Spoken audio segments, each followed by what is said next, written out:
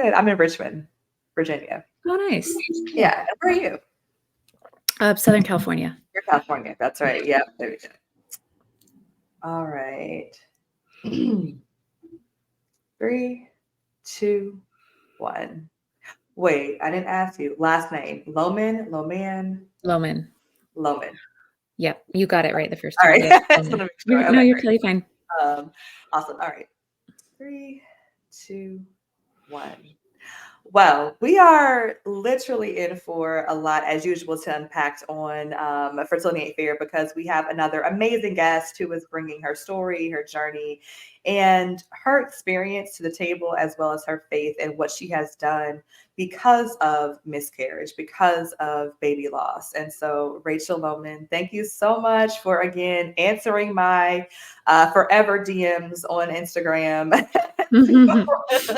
I'm so glad you reached out, Brittany. I say it every time, but I'm just thankful that people are open to sharing. I'm thankful people like you in this community. We all have different stories, but at the end of the day, we all know grief. We know loss on various levels. And so I'm just happy that I find women who not only have walked through it, but that are able to talk about it. And also they have used that for good. So I know that we will have good coming into our space because this is just a conversation that needs to happen. And from the intro, you all now know that Rachel is also a pastor and she ministers and she's a speaker. I'm sure she's therapy, and I'm sure a number of other titles that get added to what she does on a day-to-day basis. And so, I want to be open to have a faith-based conversation, not only for the good that I think and know that faith brings to our various journeys, but also like what's missing, what can we do more of, how can we help more? So we'll get into all of that. But first things first, I always have an opening question, and there's also an opening that I want you to have as far as your introduction, but let's combine them. So, Rachel, tell us a little bit about who you are and kind of your story in terms of how did you get to a place of experiencing a miscarriage and being a mom of loss, a baby in heaven, two babies here, one on the way. Congratulations. And then tacking onto the back of that, it might come up in there. What are the words or phrases that you would use to describe who you are as of today? That's my additional question to add to your intro. No softballs starting out. We're just getting right into it. I love it. Yeah, I started my journey into motherhood with loss. And I think because it was the first thing that we encountered after becoming pregnant, it just left such a punctuation mark on my experience of motherhood. And as you know, like all of these little pieces that happen in your story, like they changed the way that you think about motherhood and parenting and even the creation of life today. And so, so much of my outlook and perspective on motherhood and then being a parent today has been formed through the eyes of loss, which I know can sound a little bit weird, but it's led to a lot of really beautiful moments of depth that I don't think I would have gotten to any other way. Yeah. Some of those things only come through suffering and the hardship that none of us want, and none of us want to go through. And to be clear, I'd never want to go through it again. And I wouldn't wish that on anybody. But yeah, now I can see some redeeming aspects of the pain that we carried and we still carry. But yeah, I'm sure we'll get into more of that. And then words or phrases that describe myself. I would say I'm a lover of hope. Like my heart beats to help hurting women find hope again. And that comes out of my own story and deeply needing that hope when life wasn't going as we expected to go. And I was confronted with all these expectations that I held, just like the title of what you do, Brittany. Like you think, okay, if I do X, Y, and Z, and I'm like a good person or whatever, and I work hard at these things. Like we grow up in such an achievement-based culture that we automatically think we're going to get results. And to be confronted with the unfairness of that Mm. Man, it was like the hope I knew or thought I knew was so superficial, and it just lived, like, up here when things were good, and then after a season of deep loss and pain and grief, you realize, "Man, I need a much deeper hope to cling to," and so after finding that in that broken place, um, I just see that need, in other women when they share their stories with me, and that's what makes me come alive is to wanna help them walk into that place of real, deep, resurrected hope, like I found.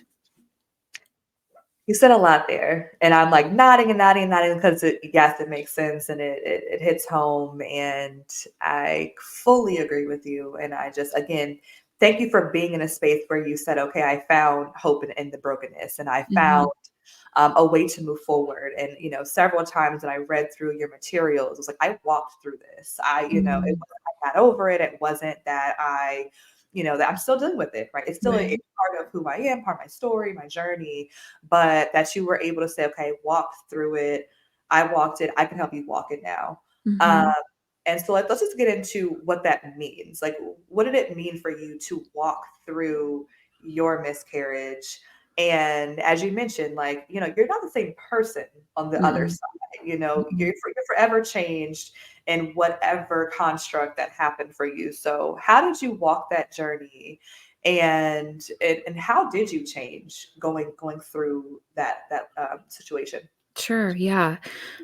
I know that a lot of women, experience different degrees of isolation in their journeys, their fertility journeys or their loss journeys, and often too those can go hand in hand. But I think some experience that more than others. And so for me, I didn't realize how much that was a piece of my initial, like, journeying through it because nobody in my family or friend circle at the time had experienced pregnancy or infant loss or struggled to get pregnant, and so I just felt like I was this outsider with this, like, big piece of my story that I didn't really know where I could talk about it, how I could process it. Um, you just feel this whole other layer of, like, this isn't welcomed here. Nobody was saying that, of course, but when it's not on the table, when it's not like, oh, I know this person, I can go ask them to have coffee with me, and they can be a safe place for me to process. Outside of my therapist, who had experienced the whole gamut of things, she was really the only voice that could help me say, okay, I'm not crazy for thinking this. I'm not crazy for being angry at God or feeling like my body has blamed me. I mean, failed me or blaming my body. All of those things that we just don't talk about um, in coffee conversation with, strangers or anything like that. Sure. Um, yeah. So I feel like because isolation and being kind of alone in my human relationships with how to process the loss I was going through, it led me naturally to really have to wrestle it out with God. And that was a gift in hindsight because I'm not sure that I would have gone to those depths, because I would have had like the instant gratification of having a human being to flesh things out with. Yeah. And so that ended up being a huge piece of my journey of walking through that. Um, and it was just highly ironic. I mean, and I was working as a pastor at that time, and yeah, you're speaking, helping sit with other people, you're counseling them, but internally, you are figuring things out yourself. Yeah. Um, so it was a very unique season of walking through that grief and that loss, and, in hindsight, though, yeah, that was where my faith was formed on a much deeper level. Like, I thought I had like, me and God were good and we had things figured out, Oh, yeah. but when you have something ripped out from you that you can't explain why, and it's not like, "This happened because you did this," or all the things that our brain tries to logically go to, when you don't have any of that, and you get to the question of, "Can I trust God with my dreams for the future?" when they can be easily taken away just like this? And how do I reconcile God's goodness with this deep pain I'm experiencing? Man, like it's almost like it has to be experience that walks you through those things. So yeah, that was kind of how I processed Practically speaking, therapy was a really big role. Um, yeah, just journaling Yep. when questions, doubts, fears, anger, any emotion towards God that maybe, if you've grown up in the church, for some of us, we don't feel the permission to voice those to God. I Yeah. really had to fight through, like, okay, I feel this. I'm going to bring it to God. I'm going to be angry. I'm going to cry out. I'm going to say, I don't understand this. Um, Maybe I'm even doubting that you're going to come through. Yeah. And to say those things out loud, so much healing came about through that. And really, what it showed me at the end was like, you have those relationships with other people where you can tell them anything and everything. And those are like your real deep relationships. And those are hard to find, hard to come by. And then you have like the majority of your relationships, at least for me, where we're mostly going to keep it surface level. And I might share like the good things that are going on, but I'm not always going Yeah. to go to the depths of my heart. For And sure. it made me realize like, wait, which camp am I putting God in? Which set Mhm. of relationships? If he's like my bedrock, my like, the close friend and the suffering savior who walks through me, I'm gonna tell him everything, Everything. um, even when it's ugly. Yeah. So, yeah, that's kind of what came out of my initial, like, 6 months, I would say, of loss. I'm just really glad that as someone of faith, as someone, who is in the church, who is doing all of these incredible things and working with women and families, that you're able to acknowledge that you too went through this and you were able to say, I'm going to bring it all to God. Because Mhm. I agree with you. I grew up in the church and I felt like there was resistance and or you were looked at kind of funny if you were, questioning Right. God. Don't question God. You don't question Mhm. God, and it's God's timing. It's not your timing, and whatever is happening is for a reason, and you're never going to understand it. And those are a lot of the things that I think just come along with kind of growing up. And again, not everyone's church experience, but I think there's some commonality, and no matter Right. what denomination you are in American church, like those are things that you're taught, and even your parents may internalize those things. And so you can't even like go to them sometimes because it's like, well, but I was always a kid with questions also. But I never Mhm. felt I was able to ask them, but it was like, well, why are you asking that? Why are you Right. stop questioning God, stop questioning God.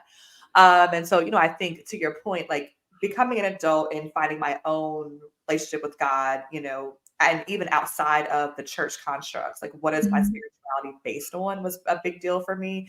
And like you said, until you go through hell on earth and a number of other things, you Mhm. think you're good. Like me and God are here. But then it's like, you know what? No, now we're here. Mhm. We're here because I say it all the time. I would not be still standing. I wouldn't still be hopeful. I wouldn't still be in a place of some level, sometimes of just contentment if it Mhm. weren't for my faith. Because it just doesn't make sense. It doesn't make sense for people to go through certain things like this, and still be able to, I said, to minister, to bring hope and all of that. And so we can probably soapbox all day on that. But I'm just so grateful that you were able to say, I brought it all to him and it's okay to do that because someone needs to hear that. Mhm. Someone needs to not feel judged personally, privately, whatever, for being angry with God and questioning why this is happening. And you still have faith in that. So Right. thank you for sharing that. Um, so kind of transitioning. So you have done a lot of research with a lot of women Mhm. in the space of miscarriage and loss, and you've also come up with what I thought was super clever: the 5 stages of hope. So I mean, we're all pretty much familiar with the grief stages. There's a number of different, 8 stages, 10, 5. Mhm. We've all seen them, right? But I haven't actually seen these hope stages. So can you just kind of briefly dive into what they are and kind of how you developed kind of this different way to look at what you're walking through? Sure. Yeah, I very much, I was talking with a friend one day and who had also been through loss, and she was like, "Nobody puts language to what your stages of hope are gonna look like after loss." And that really resonated with me, and it put language to, like, this feeling of Yeah, I know I'm kinda, like, climbing, and getting back to this place where you feel like hope is really secure again, but, yeah, it just helped me a lot to have language to put to that and stages. Now these aren't, like, perfect linear, like, stair-step progression stages or anything, but, um, I will admit, yeah, growing up in the church, looking at Holy Week, I had never before looked at the emotional journey that Jesus and his disciples take during Holy Week. And I was like, "How have I not seen this before?" I don't know, they were always just kind of like events in history with a lot of meaning, but I never stepped back and been like, "Okay, on Sunday, they felt this." So I'll just walk you through them right now because that will go through the 5 stages of hope.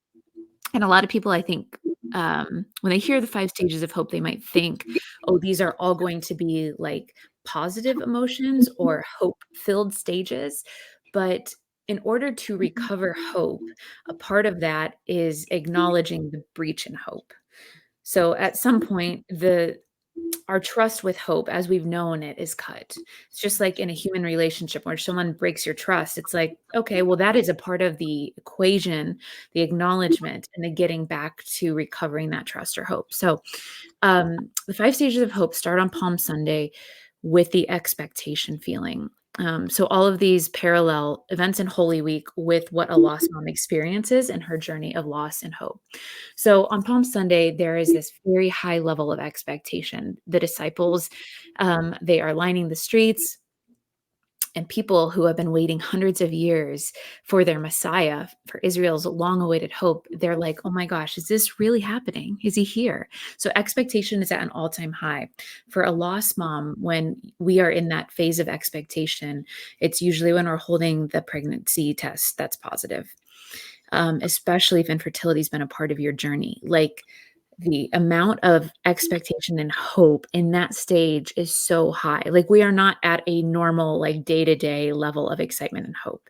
You are like, finally, this long awaited thing, this dream is coming true.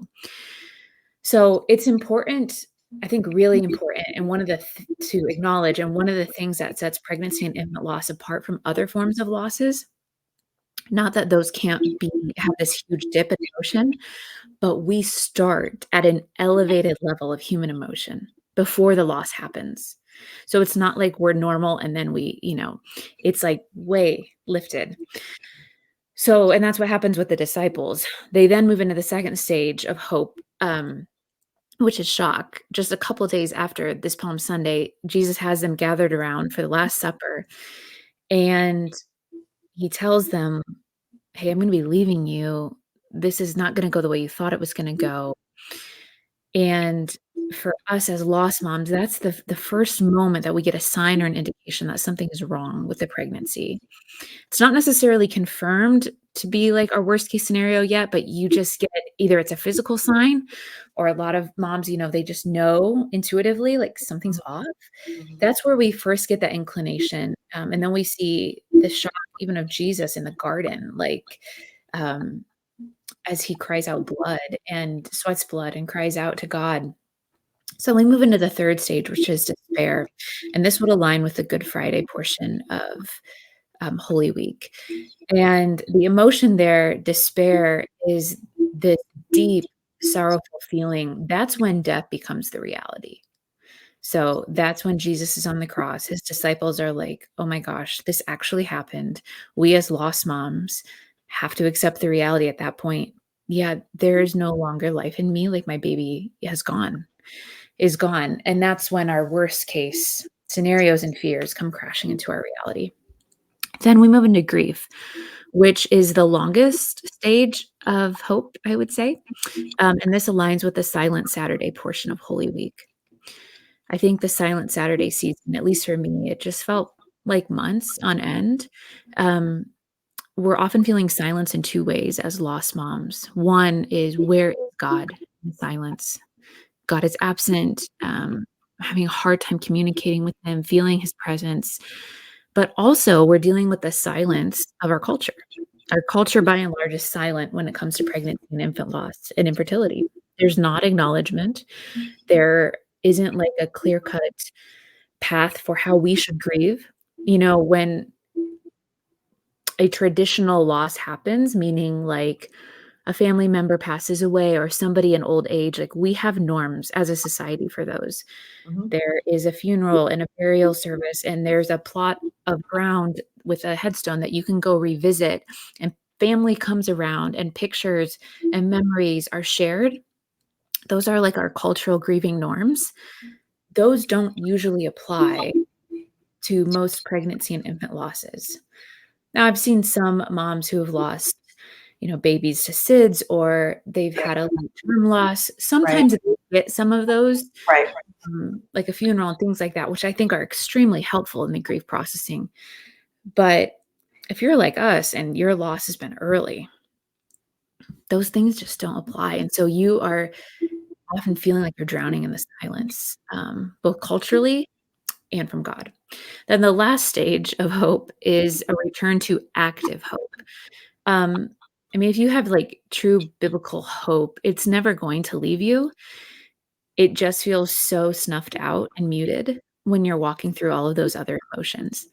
So I call it active hope because it's a return to living with a daily hope that can declare in the face of mystery and grief and loss that this is not the way my baby's story is going to end, even though it looks like death has had the last word because of what Jesus did following Silent Saturday, because of what happened on Sunday. I have a hope that I will see my baby again. And so that active hope I live with is going to inform the way that I do things on the daily. And that can change everything. So those are, in not such long form, the 5 stages of hope. Feels perfect. No.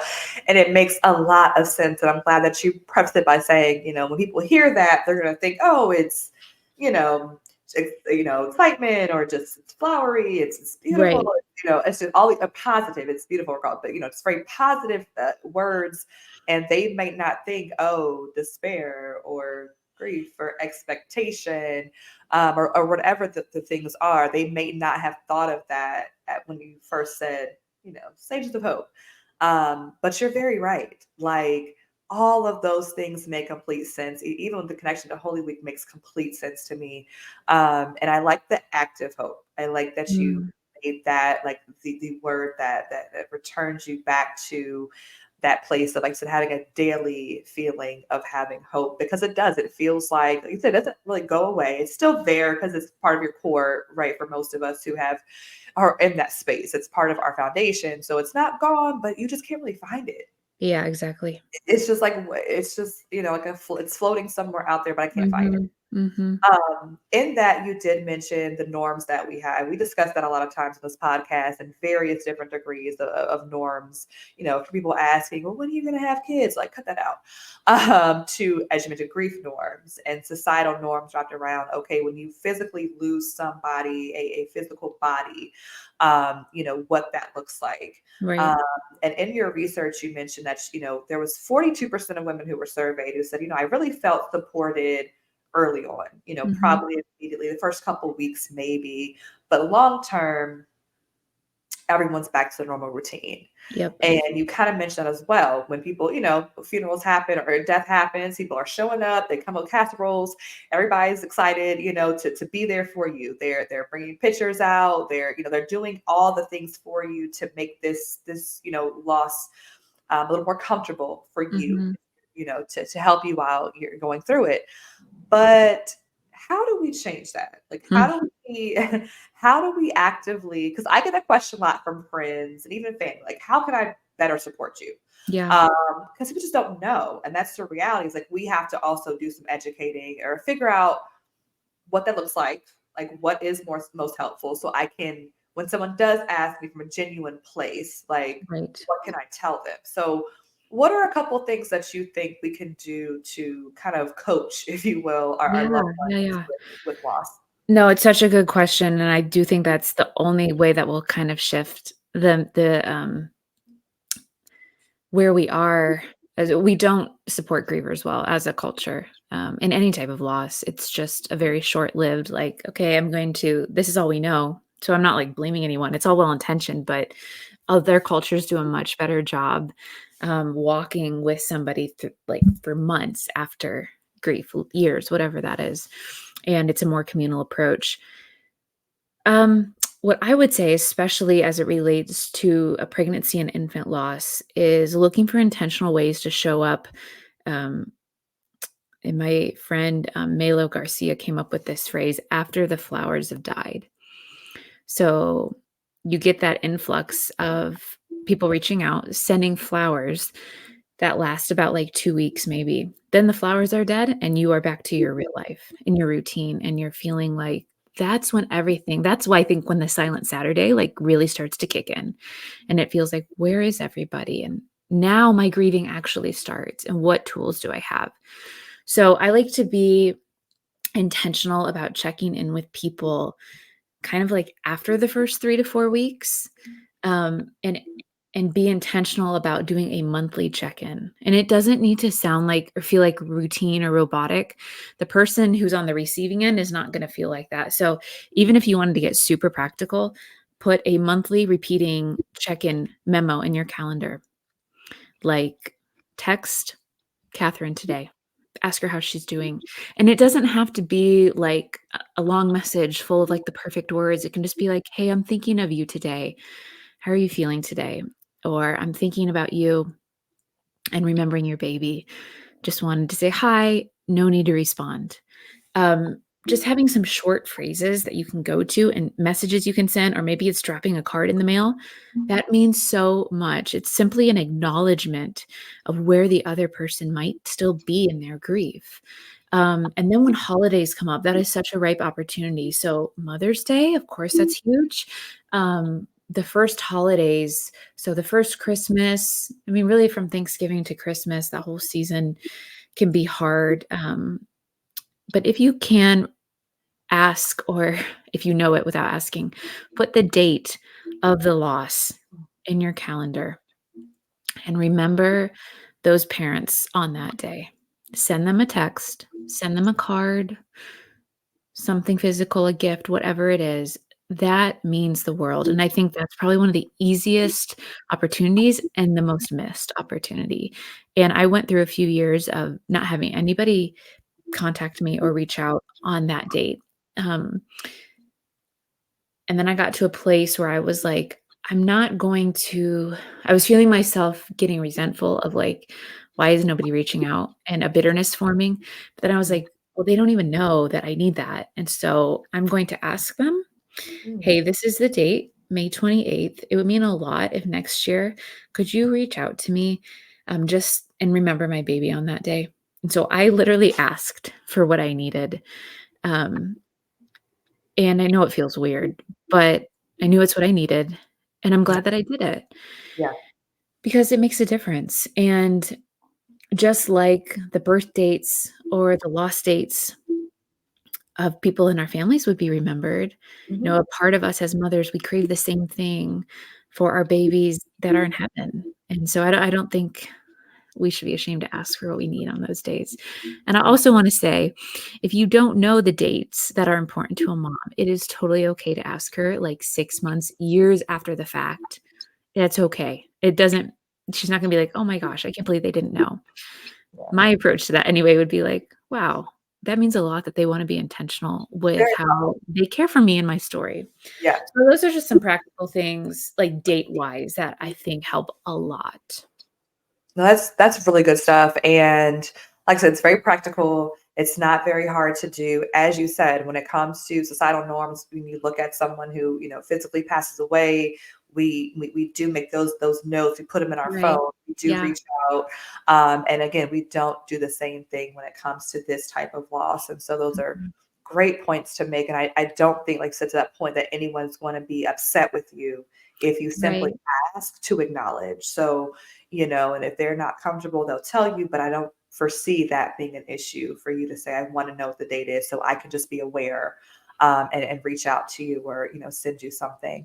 Um, Before we start to wrap up, I want to just dive in quickly about what can be done. We discussed loved ones, what can be done there.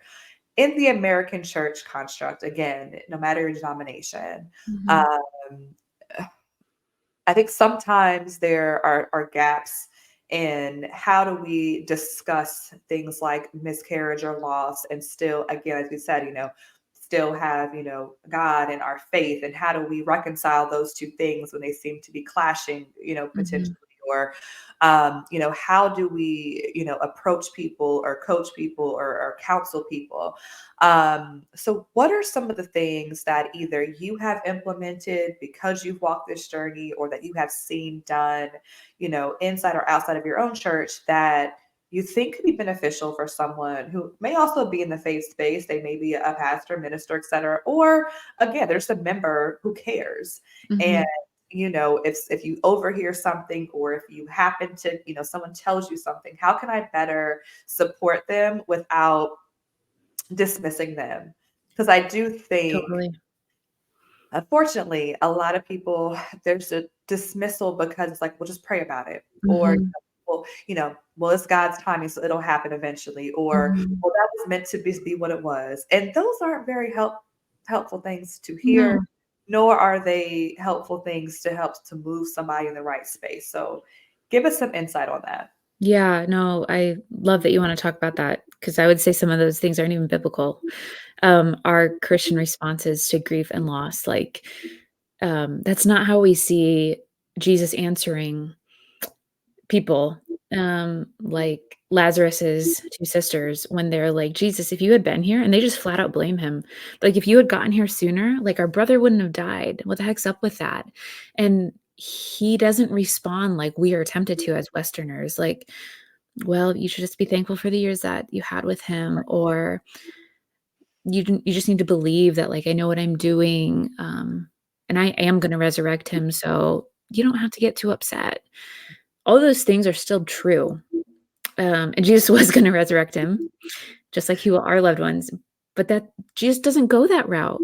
It says he just weeps with them, and sometimes that's exactly what we need, and that's all that we need, in those first especially when the grief is really fresh, yeah, it's so fascinating. It's like the American church, I think, has taken more cues on how to approach grief and loss from American culture Mhm. rather than Jesus in the way Yeah. that we see him live his life with such openness to grief and loss. I mean, in Isaiah 53, Isaiah is talking about this coming Messiah. He literally one of the first phrases he describes him with is, "This man is well acquainted with grief." And it's just so fascinating to me, like, well, first of all, that goes against, like, any way that we'd ever introduce someone and be like, "Oh, here's my friend." We'd rattle off, like, an accomplished like, a resume, Right, right, and they're like, "Okay, so here's who's gonna come and save the world. He's the Messiah. He's been rejected most of his life, and he's well acquainted with grief." right. So, we as an American church forget that a suffering Savior is at the core of our faith, and what that can look like practically speaking, well, 2 different approaches to that. If you are a layperson at your church. So you attend your church, whatever, and loss has been a significant piece of your journey. You know, you may not have access to changing the way things are done, um, like with the leadership of your church. I hope that you do. But if you don't, one way that you still can have an impact in that space is anytime that you have an opportunity to pray with someone, they're talking to you about what they're going through, or maybe you're leading a life group or a small group. So many of us, I think, hold back from ministering out of our own experiences in that, whether we don't feel comfortable or we don't know the person that well or whatever. But that can be such a gift. Like if you're willing to go deep and honest and vulnerable with somebody who's struggling with something, even if it's just like, I'm struggling doubting God, that's a great opportunity for you to be like, "Yeah, when I walked through losing my baby or infertility for all these years, I have spent so many nights doubting God. I'm still here, but this is what it's looked like for me." All of a sudden, what that person is experiencing is being normalized because they're like, "I'm not the only one here." They probably have sat through service feeling like I don't belong or like I'm a fraud because everybody here seems to be believing God perfectly, and I just haven't had that kind of week, or I haven't had that kind of month. We would be shocked, I think, to know how much, doubt, anger, hurt, questioning, all of that comes into church on a Sunday morning. So, go there in conversations. Maybe you even lead with it if you're feeling a little tug on your heart, like, "This person needs to hear something that I've walked through and how God has met me in that." So Mhm. that's one. And then if you're in a position of leadership or, you have a way to give ideas to whoever is leading, some things that my husband and I have been really intentional about since our own loss is the way that we approach Mother's Day and Father's Day from the front of the church. And this is like low-hanging fruit, I feel like, because every church is going to do something on those holidays. Yeah. But usually we are only, I mean, this is culturally too, we're only acknowledging one form of motherhood and fatherhood, Right. and that is a parent with living children. Mhm. Yep. That's it. That is all that we acknowledge typically. I Yep. don't know if it's people aren't aware or it just gets complicated, I don't know, but we have acknowledged the full spectrum in the last few years. And we've done that, with surveying people before, like putting a little QR code up during announcements and say, "Hey, we wanna honor all walks of the motherhood journey. Love Would it. you anonymously take this 30-second survey and check all the boxes that apply to your motherhood journey?" And we would include things like, "I'm a spiritual mom, I'm a foster mom, I'm a Mhm. mentor mom, like, I'm a mom in waiting, I'm a lost mom," whatever. We just go the full spectrum. Same thing with fatherhood, and then we get up and we pray specifically into those pain points of people's stories on their fatherhood and motherhood journeys. And it doesn't have to be like this grand thing. Sometimes it's just the space to acknowledge it when somebody says what resonates with you in your life experience. You're like, "Oh my gosh, I Yeah. feel You feel seen seen. here. I feel Yeah. seen." And Yeah. oftentimes that's enough, at least to Yep. start the conversation. Yep. Um, so those things have been surprisingly impactful. Small, simple. Um, so on the Mother's Day piece, one thing we do then, like a lot of churches hand out roses, and at our last church, it was like every single woman who walks through the door gets a rose. Yeah. We don't look at like, "How many kids do you have?" Every Are you a single mom, actually? Yeah. Yeah. exactly, every Yeah. single one. Mhm. When we had that survey and we got to see all of the different boxes of motherhood that were represented in our church community, which was so cool, by the way. We then made a flower arch that we put outside, and, like, blue flowers represented foster moms, Mhm. and purple flowers represented angel moms, and we went through the whole category, and it made this beautiful arch, and people could take pictures with it with their families, and I we had love a it. little, like, diagram in a frame next to it that explained what each color represented, Oh. and to see it, um yeah, to see it that way and to make something beautiful of the pain points that are in our churches, I think that is also redemptive. Is to say, like, you're not outcasted because you don't fit this normal box that our society says this is the one way that you can be defined as a mother or dad. We step back and see, oh my gosh, these are so beautiful, such beautiful expressions Mhm. of God's love, Mhm. in different channels. Like, I found it very healing. I love that. Like, I can't say enough how much I love that, and I hope that if someone hears that, like I just said, either they can give the idea or have their own version of the idea for where they're having their ministry, if it again, or if they are in the leadership space, they can definitely take this and use that. So thank you for sharing that because again, Sure. it's practical, it's small, it's impactful, and anyone could do it in their own way. And I would have loved to see how that all came together. It's I'm just touched by that. Hmm. Um, so, okay, quickly tell us a little bit about where you can be found. Where can people buy this amazing book, Miscarriage Hope, and also your jewelry collection? I know you've been able to Sure. do a lot with that. So tell Yeah. us where to find you and connect with you. Yeah. Everything is linked on my website, rachellohman.com. And my book, Miscarried Hope, is available on Amazon, Barnes and Noble, Target, wherever you buy your books. There's also an audiobook version. It's not my voice. I haven't actually listened to it yet. I Spoiler know alert. it's not me. That's all I know. Um, and I also have my book linked on my website, my jewelry website, which is hopeagaincollective.com. Hope Again Collective is really how all of this started and how the book ended up coming into fruition. Um, yeah, out of seeing for my own story, but then so many other lost moms that there weren't a lot of places for us to talk about our experiences and to share our stories in a space that was safe and honoring. And so my intent when I created Hope Again Collective was to give women a platform to do that. So on my Instagram, Hope Again Collective, there's such a wide variety of stories that are shared there from women who submit their stories through my website. Then I name a pair of earrings after them so that they have a physical reminder and something beautiful to wear that represents a piece of their story that maybe they don't have anything else physical. Like with my loss, I didn't have any like mementos or anything to cling to. Yeah. Yeah, so they get an earring made and named after them with their story shared. And then I give part of every pair sold to a mom who's currently walking through some form of loss, grief-related expenses, pursuing fertility treatments, and is just in financial need within that realm. So it's just been a really cool space for grief and hope to be shared with women all across the world. I'm just in awe. I just thank you for using your journey to have a platform to create hope for someone else. Mm. Um, I just thank you so much for saying yes to this conversation. I know it has helped me. Just kind of, I'm processing as we're talking. So I just thank you so much for that. I wish you nothing but the best with the new addition to your family and whatever else you guys have planned. I wish I was closer because I'd be at your church this Sunday. Um, because I just love that there's a space where we exist and that we are valued and acknowledged and accepted. So thank you so much, Rachel, for having this Thanks, Brittany. conversation. Thank you for the work that you do in this community.